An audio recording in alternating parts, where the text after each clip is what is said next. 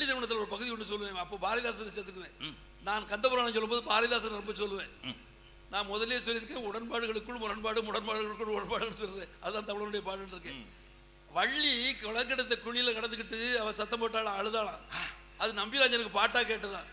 பாட்டா கேட்டது, அவ அழுதா. பாட்டா கேட்டது. இந்த இடத்துல எப்படி கேட்டதுங்கிறதுக்கு பாரதிதாசன் பிடிப்பேன் நான். பாரதிதாசன் ஒரு பாட்டு எழுதிக்காரு.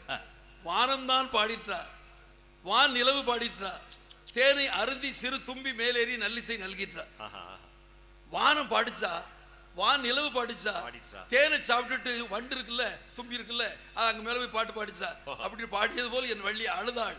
அது பாட்டாக கேட்டது. தெய்வ சக்தி உள்ளவங்க அழுதா கூட பாட்டு மாதிரி இருக்கும். சில பேர் பாடுனா கூட ஐயோ இல்லையா அந்த மாதிரி இருக்குன்னு சொல்லுவேன். ஆமா, என்ன சொன்னா 7 சப்தஸ்வரங்கள். அதுக்காகத்தான் வில்லிசையை கூப்பிட்டு நடந்துக்கன்னு சொன்னாங்க. வில்லுப்பாட்டு எப்படி வந்ததுக்கு வரலாறு சொல்லுகிறேன். இதுதான் வில்லுப்பாட்டு. தென்னாட்டிலே, தென்பாண்டி சீமையில, திருநெல்வேலியில மாணிக்க வாசக பிறந்தகையார் திருநெல்வேலியை பத்தி சொல்லும் போது தென்பாண்டி நாடே தெளின்னு சொல்லுவாரு. அந்த மாணிக்க வாசகரால் பாராட்ட பெற்ற திருநெல்வேலி நெல்லை சீமையில ஒரு பாளையத்து மன்னன் ஆண்டுகிட்டு இருந்தான். காட்டுக்கு வேட்டைக்கு போனான். சரி, வேட்டையெல்லாம் ஆடி முடிச்சாச்சு. மானை கொண்டுட்டான், அதை கொண்டுட்டான், பல பிராணிகளை கொண்டுட்டான். சாயங்காலம் போல என்ன அழுதான். இந்த மன்னர்கள் யாருக்கும் மேல பதவியில் இருக்கிறவங்களுக்கு அப்புறம் தானே அழுக வரும். முதல்ல அழுக வரும். முதல்ல எல்லாரும் அந்த அழுதான், சாயங்காலம் போல அழுதான். நான் மானை கொண்டுட்டனே, ஒரு கரடியை கொண்டுட்டனே, ஒரு புலியை கொண்டுட்டனே, இந்த மாதிரி கொல்லலாமா மந்திரி அப்படின்னு கேட்டேன். நான் செய்த பாவம் எப்போ தீரும்? மந்திரியிடம் அரசன் கேட்கிறான். பண்ணிய பாவம் எப்போ தன்னை உணர்கிறான். அவன் இருந்த ஆட்சியில என்ன கேட்டான்?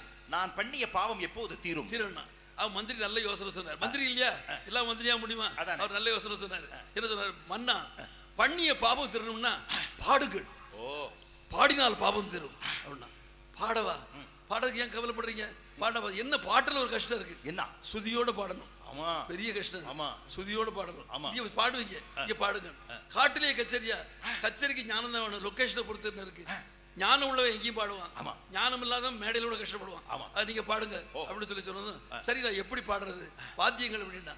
அப்ப மந்திரி சொன்னார், இந்த ராஜாக்கள் பதவியில் இருக்கிறவங்களுக்கு எல்லாம் அந்த நேரத்தில் நம்ம ஏதாவது சொல்லாட்டா மூடு மாறிடும். ராஜா ஆயுதத்துக்காக கஷ்டப்படாதீங்க, வாத்தியத்துக்காக கஷ்டப்படாதீங்க. ஊர்ல போய் நம்ம வீணைகள்லாம் எடுத்துட்டு வர முடியாது, அதெல்லாம் தேவையில்லை. இதுவரை தோளில் கிடந்ததில்லை, வேட்டையாடுவதற்காக தோளில் கடந்தவில்லை, காலில் கடத்தி வையுங்கள். காலில் கடத்தி வச்சு அதில் தட்டி அம்புரா துளந்து அம்பு எடுங்க, தட்டி தட்டி பாடுங்க.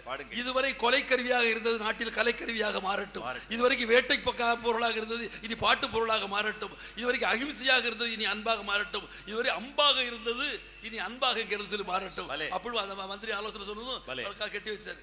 கட்டி வச்சு தட்டி பாட ஆரம்பிச்சாரு. இப்ப புது பாடகர் இல்லையா, அவருக்கு சந்தேகம் வந்தது. மந்திரி, நான் பாடுறேன், இந்த பக்கம் சாயுத வில்லு, இந்த பக்கம் சாயுத அரிசாண்டால இந்த மாதிரி எல்லாம் இருக்குது, வச்சு டக்கு டக்குன்னு தட்டுறதுக்கு இந்த பொட்டி மாதிரி வழி இல்லையே, சாயுதண்டாரு. அப்ப மந்திரி யோசனை சொன்னாரு, ராஜா கவலைப்படாதீங்க, தேன் கொண்டு போறதுக்கு காட்டுல இருந்து நம்ம இங்க இருந்து பானையை கொண்டு வந்தோம். அந்த பானை இருக்கோ இல்லையோ, அந்த பானையை கட்டி வச்சுக்கோம். அது களத்துல கட்டி வச்சுட்டு அப்படி சாய்ச்சி நிற்கும். அப்படி தட்டி தட்டி பாடலாம் அப்படி சொல்லி கட்டியாச்சு. பாட போறாரு. பாட போது சொன்னாரு. அப்ப ராஜாக்கு ஒரு யோசனை, என்ன அமைச்சரே, எனக்கு ஒரு தயக்கம்.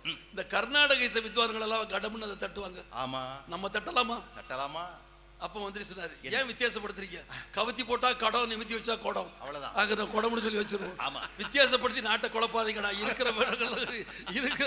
இருக்கிற குழப்பம் போது நாட்டுல புது குழப்பங்கள் ஒரு இருக்கிற வித்தியாசமே தீரணுங்கிறதுக்காகத்தான் நாங்கள் அறிவுவாதிகள் பாடுபட்டுக்கிட்டு இருக்கோம். இருக்கிற வேற்றுமை நீக்குங்கள். ஆமா, ஒரு அறிஞர் சொன்னா, வயக்காட்டில் இருக்கக்கூடிய வரப்பு இருக்குல்ல, அந்த வரப்பு இருக்கோ இல்லையோ, அந்த வரப்புகளை எல்லாம் தகர்த்துட்டு அந்த இடத்துல பயிர் பண்ணா நாட்டுல பஞ்சம் தீர்றதுக்கு அது அங்க கூட பயிர் விளையும்னா. அந்த வரப்புகளே இருக்கக்கூடாது. வரப்புகள் ஜாதி வேதமே எப்படி இருக்கக்கூடாது. அது சொல்லிட்டு நீ சொல்றிய கவுத்தி போட்டா கடம், நிமித்தி வச்சா குடம்னா கட்டியாச்சு. பாட ஆரம்பிச்சாரு. பாட ஆரம்பிக்கும் போது சொன்னார், பாடினார், முதல்ல நான் என்ன பாட, இதுதான் பிரச்சனைக்குரிய விஷயம். என்ன பாட? சேக்கிழார் பெருமானா நான் எனக்கு அடி எடுத்து கொடுக்க, ஆண்டவர் சேக்கிழாருக்கு அடி எடுத்து கொடுப்பாரு, எனக்கு கொடுப்பாரா? நான் என்ன சொல்லி பாடுறது, எப்படி பாடுறது வில்லு பாட்டு முதல்ல அப்படின்னு சொல்லி கேட்டா, வேற ஒண்ணும் இல்ல, தந்தரத்துவம்னு பாடணும். ஒரு அமைச்சர் கொடுத்த பல்லவி தான் இது. தந்தரத்துவம் சாதாரண கலை இல்லை இது. அதுதான் ரிசர்ச் எழுதியிருக்காங்க, நூற்றுக்கணக்கான பக்கம் எழுதியிருக்காங்க. என்ன எழுதியிருக்காங்க? தந்தரத்துவம் பாடுங்க. தந்தரத்துவம்னா என்ன அர்த்தம்? இந்த நாட்டிய டீச்சர்களை வீட்டுல பிக்ஸ் போட்டோம்னா முதல்ல வந்தண்டைக்கு சம்பளம் கேட்பான். எப்படி? தக்க தகஜுணுத்தா தளாங்க தகஜுணுத்தா சம்பளத்தை தாரானோ இல்லையோன்னு முதலே தான்னு ஜதியவே சம்பளமா ஆக்கி வச்சு அப்படி ஆயிடாதா? நம்மளை தப்பா எடுத்துக்க மாட்டானா? ஆக அப்படி பாடலாமா? நான் ராஜா அப்படி கேட்கலாமா? எதுக்கா நீ தந்தனத்தை படுத்துற? தந்தனத்தோன்னு அதல்ல மன்னா, நான் காரணத்தோட சொல்லி சொன்னேன். கலைஞன் என்பவருக்கு லட்சணம் இருக்கு அந்த பாட்டுக்குள்ள. ஒரு கலைஞனுக்கு, ஒரு கவிஞனுக்கு, ஒரு எழுத்தாளனுக்கு, ஒரு மாபெரும் வித்வானுக்கு அந்த தந்தனத்தோடுக்குள்ள லட்சியம் இருக்கு.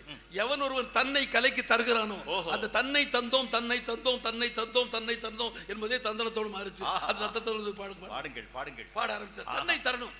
இந்த கலை எனக்கு என்ன செஞ்சதுன்னு சொல்லி கேட்டா உருப்படாது. கலை உருப்பட மாட்டேது, உருப்பட வேண்டாம். நம்ம பாடு செஞ்சுட்டு போய்கிட்டே இருக்கணும். ஆமா, குற்றாலம் போட்ட அறிவு இருக்குல்ல, என்னை போட்டோ எடுப்பார்கள் நினைச்சது விழல. என் பாட்டை யாரோ கேட்பார்கள் நினைச்ச குயில் பாடல. என் பாட்டை யாரோ பாடுறான்னு சொல்லி வானம்பாடிக்கிறது சொல்லி பாடல.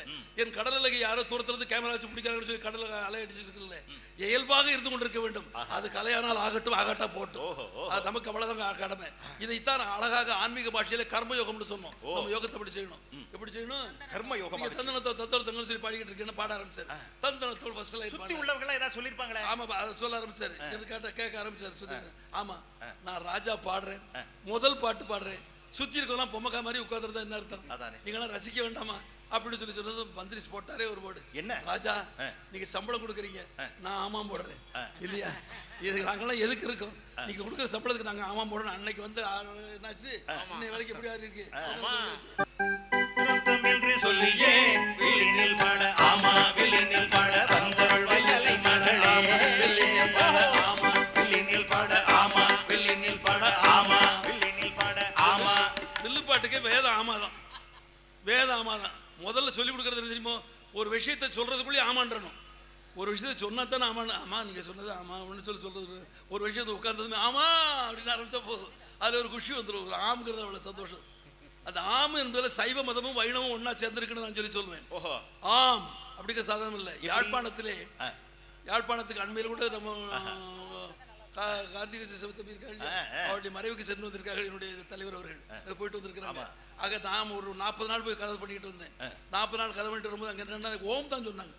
யாழ்ப்பாணத்தில் ஒருத்தருக்கு ஒருத்தர் இன்னும் ஓம் சொல்லி கொண்டிருக்கிறார்கள். அதுதான் நம்மகிட்ட ஆம்னு சொல்லிக்கிறது மாதிரிச்சு. ஆம்ங்கிறதுல தெரியுமோ? ஆண்டாள் நாச்சியா இருக்கிறது பாடும்போது எப்படி பாடலாம்? ஆதியும் பாடும்போது, மாணிக்கவாசகர் பாடும்போது ஆதியும் அந்தமும் இல்ல, ஆதியும் அந்தமும் இல்ல அருள்பெரும் ஜோதியை யாம்பாட கெட்டைன்னு ஆதின்னு ஆரம்பிச்சார். முதல் எழுத்து என்ன? ஆண்டாள் பாடும்போது எப்படி பாடு? மார்கழி திங்கள் மதி நிறைந்த நன்னாள். முதல் எழுத்து என்ன? அங்க மா, இங்க ஆ, அங்க மா. இந்த ஆமா ஆமான்னு சொல்லி சொன்னா சிவமதமும் அதுல சைவமும் வைணவம் ஒன்னா சேர்ந்துக்கிறது அப்படின்னு கூட ஆராய்ச்சி படி அங்க சொல்லி சொல்லலாம். ஒரு ஆமா சொன்னா, ஏன்னா அவ்வளவு தூரம் லைட் ஆக்கி கனவான விஷயத்தை தேசத்துல சொல்ல வேண்டியிருக்கு. ஆமா, ஒரு படம் பக்த கௌரின்னு படம் டிவியில சமீபத்தில் போடுவாங்க, நீங்க பார்க்கலாம். என்எஸ்கே ஆக்ட் பண்ண படம். அந்த படத்துல அடியனுடைய பாட்டு, ஒரு பாட்டு சிவபரத்தையும் வைணவ பரத்தையும் நாங்கள் ஒன்னாக்கி பாடியிருக்கோம். என்எஸ்கே ஒரு காரில் போகும்போது கேட்டாரு, ரொம்ப பெரிய அழகா சொன்னீங்க, நீங்க அவரை பத்தி சொன்னீங்க, எனக்கு ஆத்ம சந்தோஷமா இருந்தது. ஏன்னா பாராட்டப்பட வேண்டிய ஒரு பெரிய மனிதன். அவர் என்ன சொல்லி சொல்றாருன்னா, ஏய் இவாளும் சண்டை விட்டுட்டே இருக்காள், என்ன இவாளும் சண்டை விட்டே இருக்காள், என்ன விஷயம்? நீர் கோயிலுக்கு போய் சொல்லுவோம் கொஞ்சம் விஷயம் இல்லை, ரொம்ப கடும் சண்டைன்னா. நான் கோயிலுக்கு இருக்கிறது சிவன் கோயிலில் கூப்பிட்டாங்க. நான் குறும்புத்தனமா கேட்டேன், பெருமாள் கல்யாணம் பாடுறேன், சீனிவாச கல்யாணம் பாடுறேன்னு சொன்னேன். அது வேண்டாம் அப்படின்ட்டாங்க எங்க சிவன் கோயில்ல. அப்புறம் பெருமா கோயில கச்சேரி கேட்டேன், நான் பார்வதி கல்யாணம் பாடுறேன், இவங்க வேண்டாம்னா. அவங்களோட மௌனமான ஒரு சண்டை இருக்கு, சண்டை போட்டு சமாதானம் போல சண்டை இருக்குது அப்படின்னு சொல்லி சொன்னேன். அப்ப அதுக்கு ஒரு நம்ம வழி பண்ணணுமே, ஒரு படத்துல இந்த விஷயத்தை வச்சிடணுமே, அவருக்கு ஏதாவது படத்துல வச்சிடணும், மக்கள்கிட்ட போய் செய்தி சேரணும். மக்களுக்கெல்லாம் செய்தியை மடியில ஒளிச்சு வச்சுன்னா ஒளிச்சு வச்சு திங்கிற மாதிரி அந்த செய்தி எல்லாருக்கும் பங்கிட்டு கொடுக்கணும். அப்படி ஆசைப்படி கொண்டு செய்வோம். இவர் வந்து சைவத்தை சேர்ந்தவர், இன்னொருத்தர் பிச்சை எடுத்துக்கிட்டு வர்ற மாதிரி ஒரு சீன். பிச்சைக்கு லாங்குவேஜ் என்ன தெரியுமா? அதுல உஞ்ச விருத்தின்னு பேரு. உஞ்சம்னா வயிறு, வயிறை விருத்தி பண்றாங்களா, உஞ்ச விருத்தி, வயிறை விருத்தி பண்றதுக்காக பிச்சை எடுத்துட்டு வர்றாங்க.